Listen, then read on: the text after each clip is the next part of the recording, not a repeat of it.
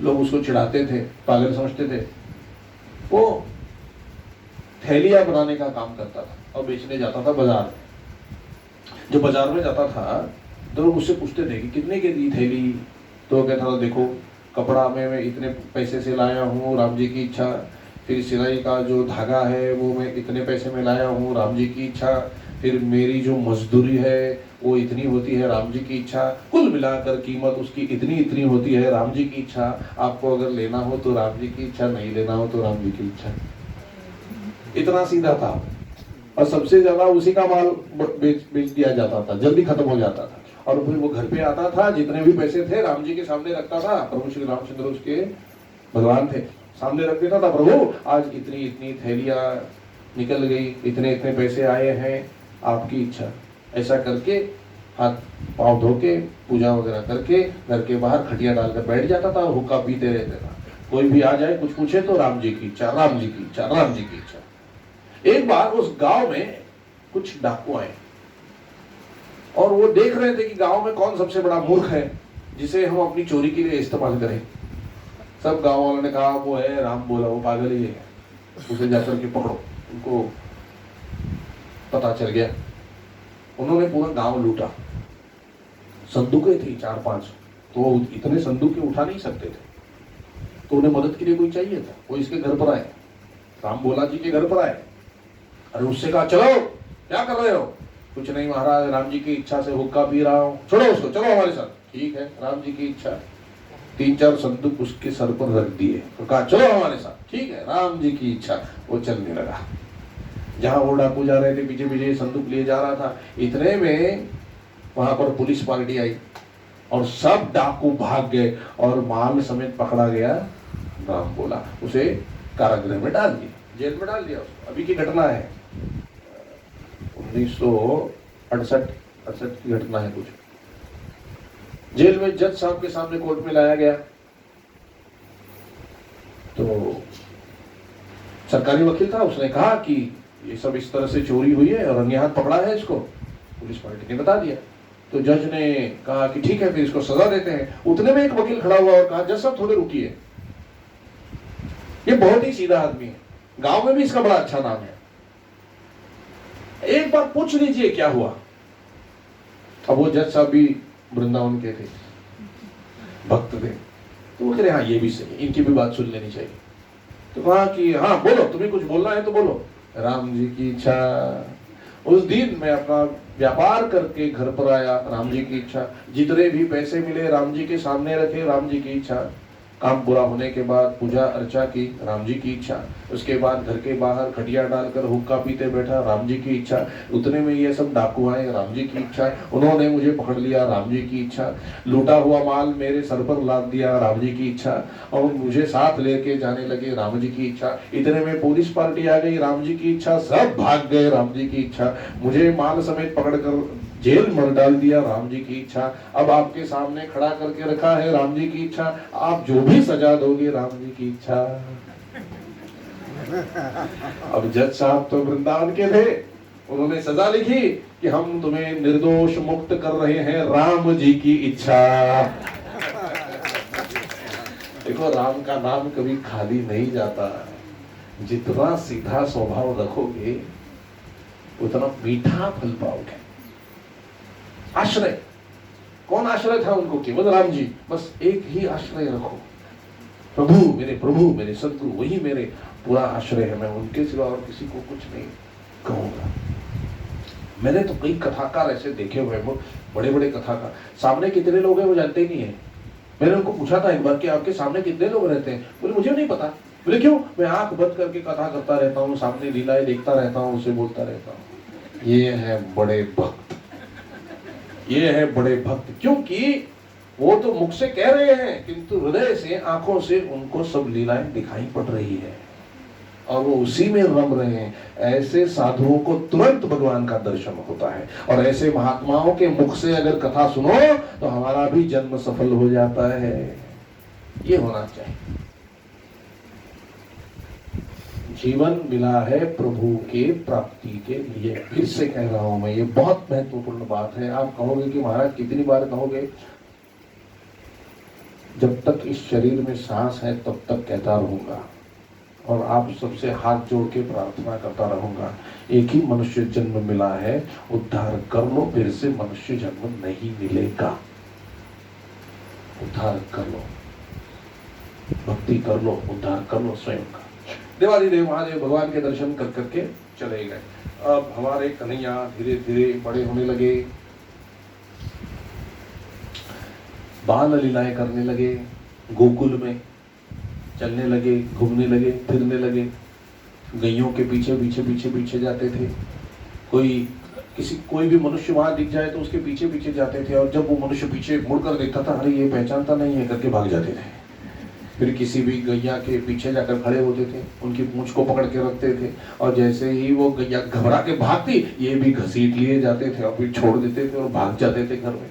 धूल मिट्टी से पूरे भरे रहते थे। मैया के पास जाते थे, मैया को बड़ा आनंद होता था, उनको मस्त धुलाते थे, उनको स्नान कराते थे मैया।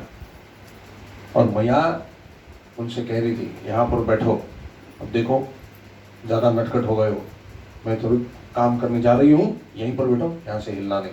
हाँ मैया तुम जाओ, मैं तो यहीं पर बैठा हूँ, मैं कहीं नहीं जाऊंगा, यहीं पर बैठूंगा। मैया को लगा कितना आज्ञाकारी बेटा है मेरा। मैया काम करने के लिए बाहर गई, 2 मिनट भी नहीं होंगे, आकर देखा लल्ला है नहीं। लल्ला क्या कर रहा है? लल्ला अंदर है, अंदर के रूम में खड़े होकर, उखल पर खड़े होकर माखन खा रहा है, खुद भी खा रहा है, बंदरों को भी खिला रहा है।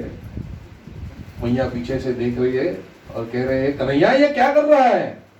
अरे मैया ये सब वानर भालू पिछले जन्म में मेरे मित्र थे, तब मैं इनको युद्ध के लिए ले गया था, वहां पर मैं इनको कुछ खिला पिला नहीं सका, तो अब मैं माखन खा रहा था, तो ये लोग आ गए और कहा प्रभु पिछले जन्म में तो सबको बांट के खा रहे थे, अब अकेले खा रहे हो, इसलिए इनको भी खिला रहा हूँ। अब मैया को ये बात थोड़ी सच लगने वाली है। हाँ चल बस हो गई तेरी कहानी, नीचे उतर अभी वहां से। और फिर नीचे उतरे और खेलने के लिए भागे। जमुना तट पर उनके सब दोस्त बैठे हुए थे, और सब दोस्त कहने लगे, कन्हैया तू तो ठाकुर है, तू तो बड़े घर का लड़का है, तुम्हारे घर में तो दूध दही माखन भरपूर होता है, हमारे घर में भी होता है, किंतु वो मथुरा ले जाना पड़ता है, तो हमें खाने के लिए नहीं मिलता। अब तुम अपने दोस्तों को ऐसे थोड़ी रखोगे, मैं जानता हूं तुम बड़े दिलदार हो, दोस्ती कह रहे हैं, तुम तो बड़े दिलदार हो, जाओ हमारे लिए कुछ लेकर आओ खाने के लिए। कन्हैया कहने लगे, अच्छा अच्छा चिंता ना करो, मैं जाता हूं। एक घर में गए, गोपियां भी जानबूझकर सब छुपा के रखती थी और राह देखती रहती थी कि कब ये आता है और कब मैं इन्हें पकड़ती। लल्ला गए, एक घर में घुसे, देखा कोई है तो नहीं, कोई भी नहीं था घर में। लल्ला गए और माखन खाने लगे। वहां पर घड़े रखे हुए थे अलग अलग, 1-2 घड़े का माखन भगवान खुद खा गए। फिर याद आया दोस्तों के लिए भी ले जाना है, तब जाकर एक मटका हाथ में पकड़ा, तब तक सब गोपियां सामने आकर खड़ी हो गई और कहा, कृष्णा ये क्या कर रहा है लल्ला? बोले नहीं, तुम्हारी सब मटकियों में चींटियां पड़ गई थी, सबको बाहर निकाल रहा था। बोले इसको रखो, कहां ले जा रहे हो? नहीं हमारे दोस्तों के लिए भी ले जा रहा हूं, खुद भी खाने वाला हूं। ऐसे ही ले जाने थोड़ी देंगे हम, कुछ करके बताना होगा। अच्छा बोलो क्या करना होगा? नाचना पड़ेगा। मुझे तो नाचना नहीं आता। अरे हम सिखाएंगे, देखो ऐसे हाथ रखो, ऐसे कमर में हाथ रखो और ठुमका लगाओ। कन्हैया ने ठुमका लगाना शुरू कर दिया। थोड़ी देर नाच नाच के थक गए और कहा, अरे गोपियों मैं बड़ा थक गया हूँ, अब मैं नहीं नाच सकता। अरे कन्हैया इतने में थक गए? हमको तो 84 लाख योनियों में नचाते हो, तब हम थकते हैं तो उसका ध्यान नहीं आता। अब नाचो। बहुत नचाया, बहुत नचाया, अब बस भी करो। अच्छा अच्छा ठीक है चलो, अब हम सब मिलकर तुम्हारा चुंबन लेंगी। कन्हैया ने मुंह छुपा दिया सबके सामने। तो तुम कौन से बड़े हो, छोटे ही तो हो, इसमें शर्माते क्या होगी, आओ यहाँ पर। सबने गाल पर चुंबन लेना शुरू किया। गाल दुखने लगे प्रभु के, भगवान के। अरे बस करो, मैं बड़ा नाजुक हूँ। भगवान कहते हैं भगवान नाजुक है। और फिर मटका दिया और कहा जाओ खाओ। रूठ के ऐसे ही चलते जमुना नदी के किनारे आए और मटका रखकर बैठ गए। सब दोस्त कहते थे क्या हुआ कन्हैया, अरे क्या हुआ, तुम्हारे लिए मक्खन लाने गया था, कितने कितने संकटों से सामना करना पड़ा, नाच नाच के कमर दुख गई और इन गोपियों ने इतना जोर से चुम्बन लिया, देखो मेरे गाल कितने लाल हो गए। अरे दोस्तों के लिए इतनी कुर्बानी देनी पड़ती है कन्हैया, अच्छा तो आप भी तो मेरे दोस्त हो, आप जाके कुर्बानी दो। अरे हम तो तुम्हारे सैनिक है, तुम तो हमारे सेनापति हो। खड्डे में गया सेनापति, अब कल से मैं नहीं जाऊंगा, जाना होगा तो सब साथ में जाएंगे, मैं अकेला नहीं जाऊंगा। अच्छा अच्छा चलो ठीक है, हम भी साथ में चलेंगे। कहाँ जाना है? आते हुए एक गोपी का घर मैंने देखा है। देखो कैसे है, आते हुए एक गोपी का घर मैंने देखा है, उसके घर में जाएंगे। उसके घर में केवल एक ही समस्या है। क्या समस्या है? जहां पर माखन का मटका लटका है उसके नीचे एक खटिया है और खटिए पे एक बूढ़ा सोता है। अब माखन वहां से कैसे निकाला जाए? तो सब दोस्त कहते हैं कन्हैया चिंता क्यों कर रहे हो, कल की बात है, कल देख लेंगे, लिव इन द प्रेजेंट, ज्यादा चिंता ना करो, कल की कल देखेंगे। दूसरे दिन सुबह सब जमा हो गए, अब उस घर में जाना था। सब एक दोस्त देखकर आया और उसने कहा सब गोपियां घर के बाहर निकल गई है, बूढ़ा घर में अकेला है और सो रहा है, चलो जाकर के निकालते हैं। सब दोस्त और कन्हैया उसके घर में घुसे। पैरों में पायल जैसी थी कन्हैया के पैंजन, वो बज रहे थे जोर से। तो एक दोस्त ने कहा कन्हैया तुम्हारे पैंजन बज रहे हैं, बूढ़ा उठ जाएगा तो मार खानी पड़ जाएगी। कन्हैया ने कहा अच्छा, कान बंद कर लिए। अरे तुम्हारे कान बंद करने से क्या होगा, आवाज तो उसे सुनाई देगी। अच्छा अच्छा ठीक है, धीरे चलता हूँ धीरे चलता हूँ। फिर धीरे धीरे खटिया के आसपास खड़े हो गए, बूढ़े को सब लोग देखने लगे। बूढ़ा तो सो रहा था, आराम से सो रहा था बूढ़ा। अब क्या करें? दोस्तों ने कहा अरे एक काम करते हैं। सबसे ऊंचा एक लड़का था सुभद्र नाम का, उसे कहा सुभद्र तुम एक काम करो, खटिया पर खड़े हो जाओ, एक पैर यहाँ पर रखो इस पांव पर, एक पैर यहाँ पर रखो और ऐसे खड़े हो जाओ और कान्हा को उठा लो। हम सब आसपास खड़े रहेंगे ताकि गिरे तो बूढ़े के मुंह पे ना गिरे। चलो तो कोशिश तो करते हैं। सबको ठीक लगा कि हाँ ये ठीक है। उनमें से एक ही दोस्त था कृष्ण का, वो एक तरफ होकर देख रहा था ये सब क्या नाटक कर रहे हैं। और वो सुभद्र खड़ा हो गया, खाट के एक तरफ एक पैर, खाट के दूसरी तरफ एक पैर, और वहां पे कन्हैया को उठाया। कन्हैया देखो देखो जल्दी निकालो, मटका निकालो। कन्हैया तो पहुंच गया, हाथ तो पहुंच गया। कन्हैया मक्खन खाने लगे। अरे अकेले मत खाओ, हम भी खड़े हैं यहाँ पर। हाँ हाँ निकाल रहा हूँ, देख रहा हूँ स्वाद अच्छा है कि नहीं तो उतारने का क्या मतलब है। और इतने से हाथ फिसल गया कन्हैया का और एकदम मुंह पर गिरने लगे। सब दोस्तों ने मिलकर हाथ पकड़ के संभाल लिया।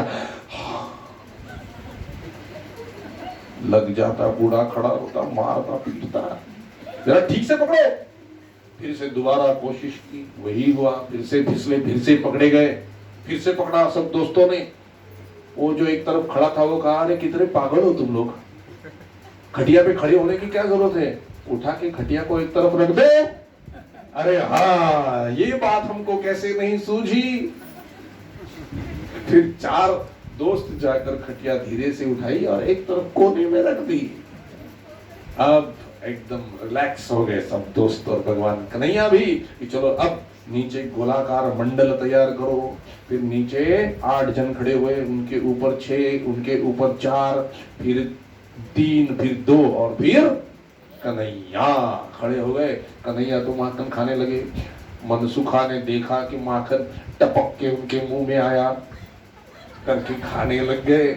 और मनसुखा ने कहा अरे जल्दी करो भैया, हमें भी माखन खाना है। हाँ हाँ कर रहा हूँ। और जैसे ही निकालने जा रहे थे उस माखन की वजह से मनसुखा को छींक आ गई। अच्छी सब नीचे गिर गए, सब नीचे गिर गए। सबको लगी जोर से, और जोर से जितनी आवाज हुई बूढ़ा उठकर खड़ा हो गया। अरे कन्हैया, सब भाग गए। और कन्हैया भागने लगा तो बूढ़े ने उनको पकड़ लिया, लाठी ली हाथ में और मारने दौड़ा। कन्हैया 2 पैरों के बीच में से निकल गए और घर से बाहर भाग गए। जो तो अपनी जान बचाए सब यमुना किनारे फिर से आ गए। बाल बाल बच गए। अरे पकड़ो इस मनसुखा को, वहां पर चीखने की क्या जरूरत थी, मास्क नहीं लगाते।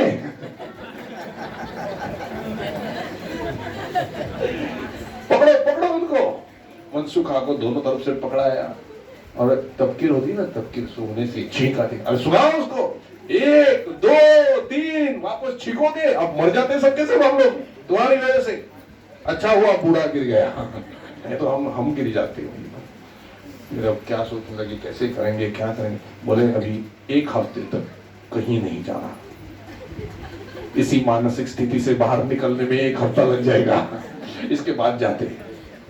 1 हफ्ते तक कोई लीला नहीं हुई। फिर दूसरे हफ्ते में कन्हैया ने कहा, देखो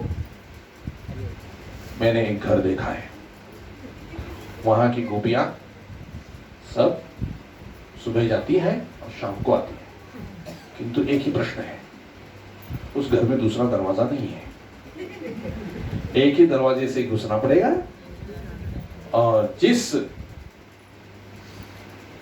जहां पर वो मटका रखा हुआ है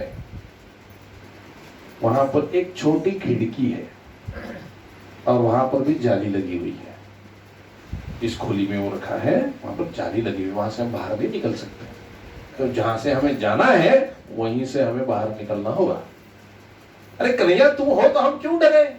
अच्छा ठीक है।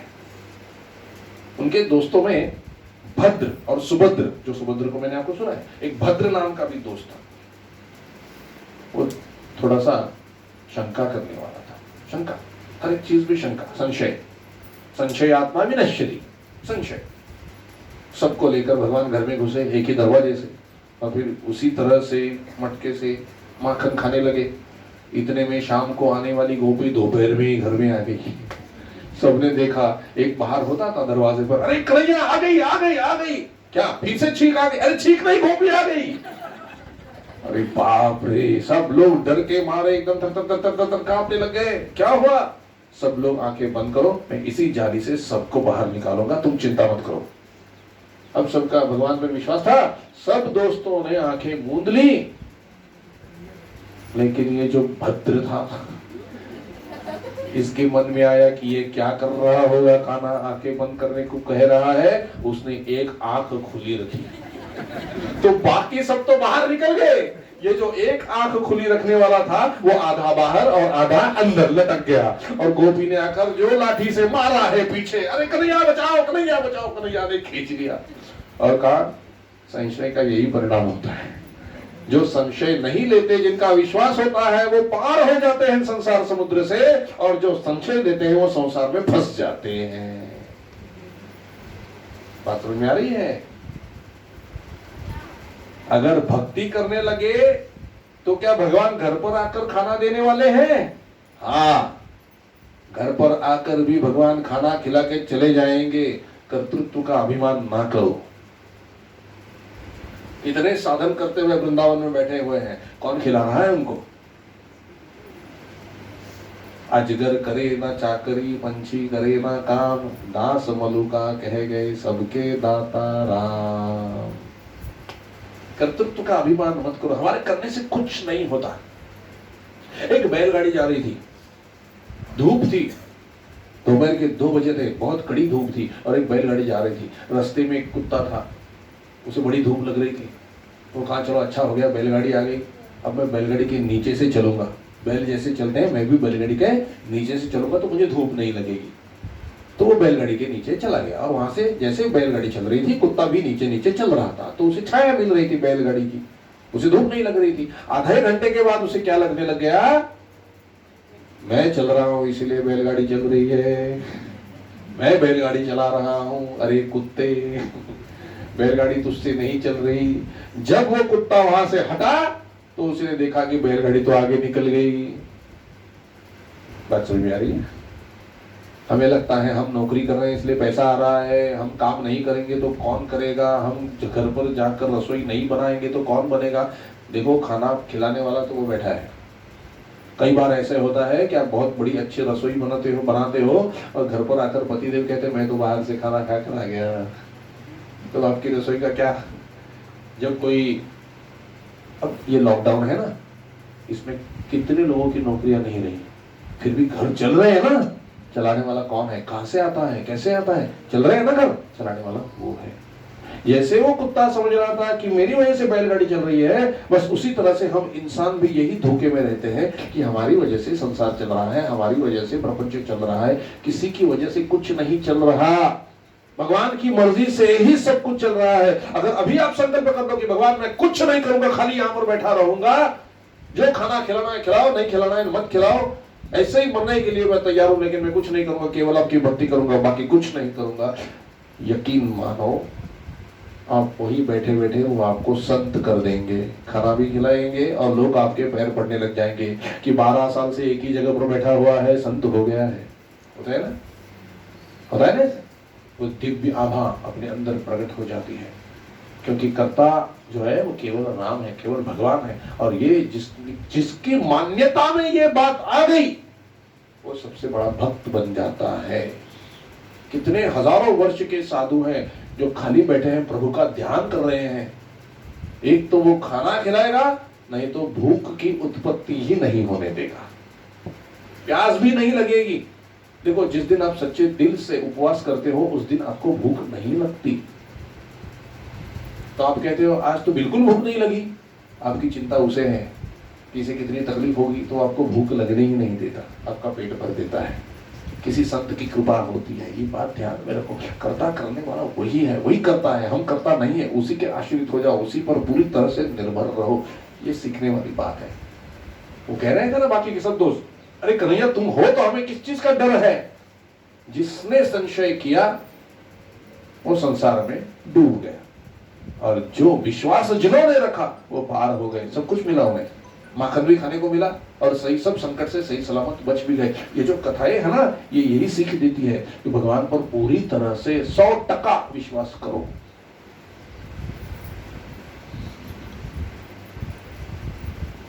हमारा विश्वास कितना है ये हम खुद चेक कर सकते हैं। जेब में बिना एक पैसा लिए घर से बाहर निकलो और घूम के आओ, जितनी बार मन में ऐसा लगेगा कि मेरे जेब में पैसा ही नहीं है, पैसा ही नहीं है, पैसा ही नहीं है, समझ लो पैसे का विश्वास ज्यादा है, पैसे पर भरोसा ज्यादा है।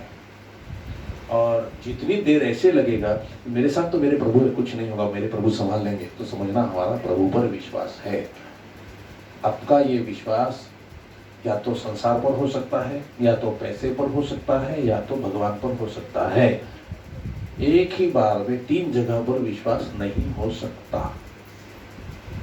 तो अगर आपका पैसे पे भरोसा है तो भगवान पे नहीं है, अगर आपका किसी इंसान पे भरोसा है तो भगवान पे नहीं है, और अगर आपका पूरी तरह से भगवान में विश्वास है तो और किसी पर विश्वास करने की जरूरत नहीं है। हम कहते हैं अगर सिर्फ हम भगवान में ही अपना ध्यान लगाए, मन लगाए, तो हमारा काम बन जाएगा, क्यों नहीं लगेगा। देखो भागवत क्या कहती है, हर इंसान में भगवान है। चतुश्लोकी भागवत, जब कुछ नहीं था तब भी मेरा अस्तित्व है, जब ये सृष्टि निर्माण हुई है उसमें भी मेरा अस्तित्व है, जब प्रलय हो जाएगा तब भी जो चीज बचेगी वो भी मैं ही हूं। यही है ना भागवत, मतलब सब में भगवान है। तो हम अकेले नहीं रह सकते, इसीलिए वही भगवान पति रूप में आ गए हैं, बच्चे रूप में आ गए हैं, पत्नी रूप में आ गए हैं। हम उनको देखते ही नहीं है उस रूप से कि ये हमारे श्री कृष्ण ही है जो पति रूप में आए हैं, ये हमारे श्री कृष्ण ही है जो पत्नी रूप में आई है, वो यही श्री कृष्ण ही है जो हमारे बच्चे रूप में आए हैं। हम इस संसार में अकेले नहीं रह सकते, तो प्रभु ने कृपा करके हर एक रूप धारण कर लिया है।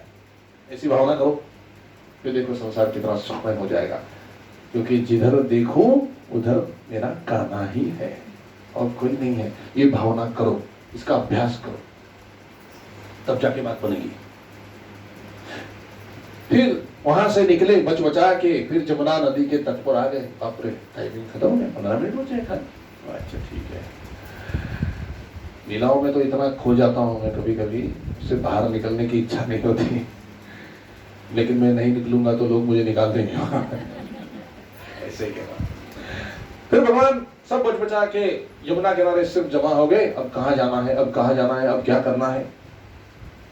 मनसुखा नाम का एक लड़का था, प्रभु का दोस्त था। उसने कहा, कृष्णा कन्हैया देखो, एक गोपी का घर ऐसा है जिसमें तुम्हें बड़ी आसानी से माखन खाने को मिल सकता है। बोले कैसे? देखो, बहू, सास और बहू में ज्यादा पटती नहीं है। कन्हैया ने कहा, नई बात बताओ। किसी भी सास की और किसी की बहू की नहीं पटती कभी, उससे मेरा क्या फायदा होगा। देखो उस गोपी की सास को लगता है कि घर का सारा माखन बहू खा जाती है। अगर तुमने वो माखन खा लिया तो तुम उस इल्जाम को बड़ी आसानी से उसकी बहू के सर पे मढ़ सकते हो और माखन खा सकते हो। अरे मनसुखा, कैसी बात कर रहे हो? ऐसे किसी को तकलीफ ऐसे नहीं देनी चाहिए, ये गलत बात है। मनसुखा ने सर नीचे कर लिया लज्जा के बाद। प्रभु ने कहा पता बताओ, मैं जानना चाहता हूँ, पता बताओ। मनसुखा ने पता बता दिया और भगवान उसके घर के नजदीक आने जाने लगे, देखने लगे माखन कहाँ लटका हुआ है, कहाँ रखा हुआ है। उस गोपी ने देखा, क्यों रे कान्हा, यहाँ क्यों चक्कर काट रहा है? क्या घर में माखन नहीं है जो यहाँ खाने आ रहा है? अरे गोपी, तेरा उद्धार करने आया हूँ। अब क्या उद्धार करने वाले पता है, तेरा उद्धार करने आया हूँ। अगर मुझे माखन खाने देगी तो फिर से तुझे जन्म नहीं मिलेगा, तू मुक्त हो जाएगी। अच्छा, मैं मुक्त हो जाऊंगी तो अपने घर वालों को मुक्त क्यों नहीं करता?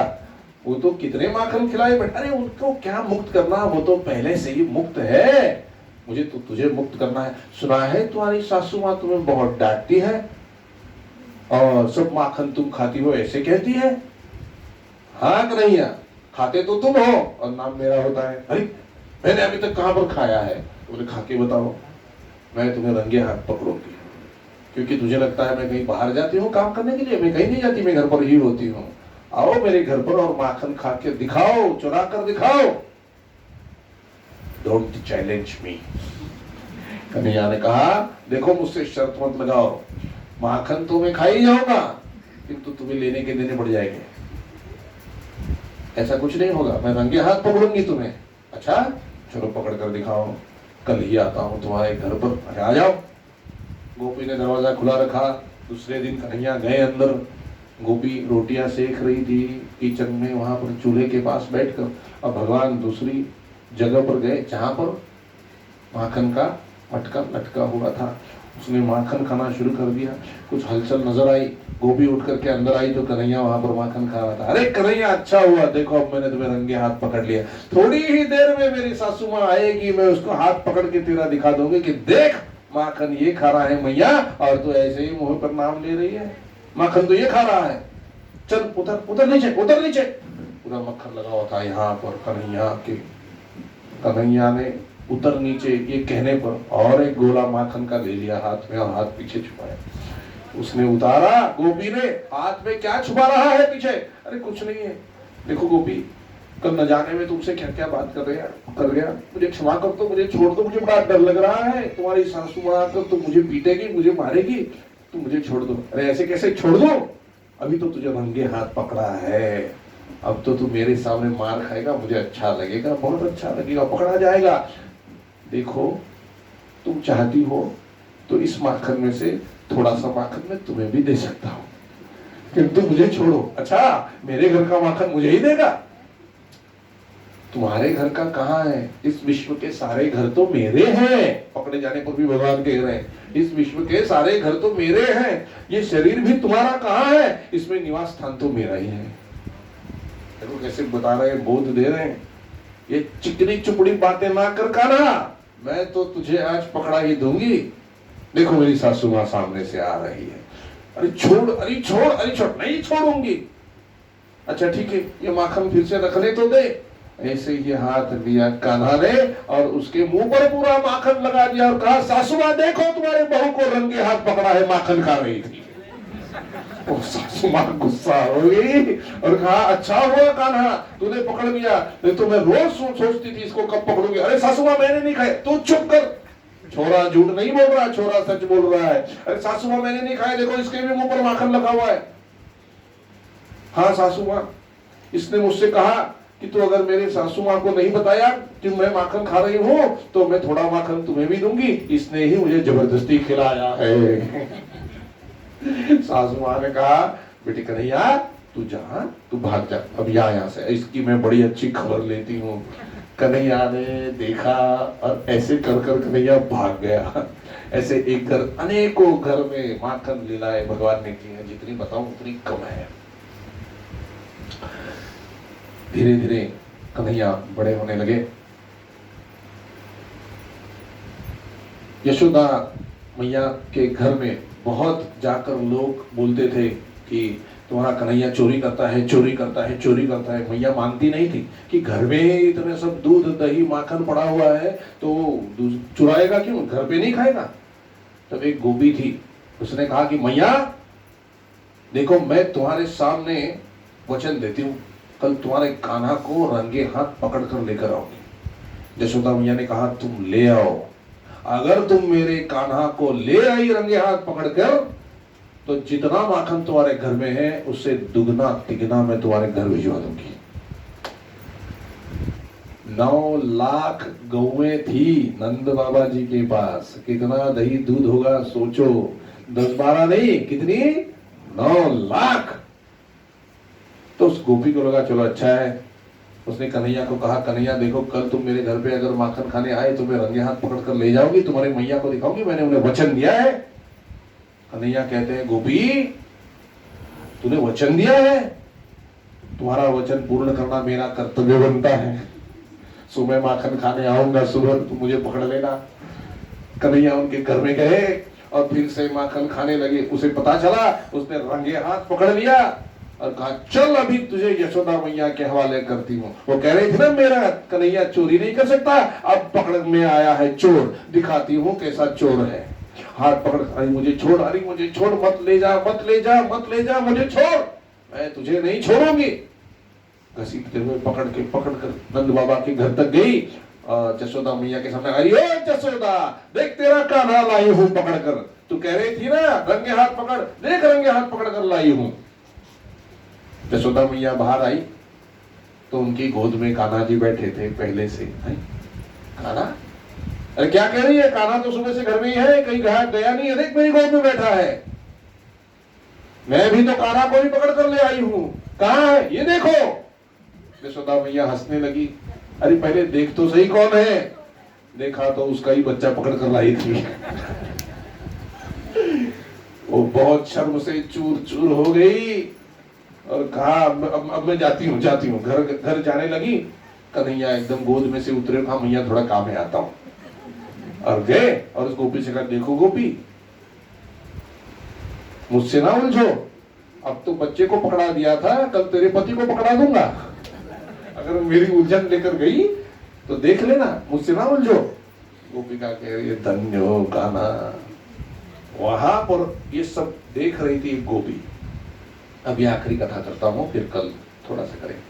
वहां पर एक गोपी खड़ी थी, वो गोपी क्या कह रही है, अरे कन्हैया ये सब तो नादान है, गोपियां छोटी छोटी हैं, मुझे संसार का अनुभव है, भले मेरा पति साधु हो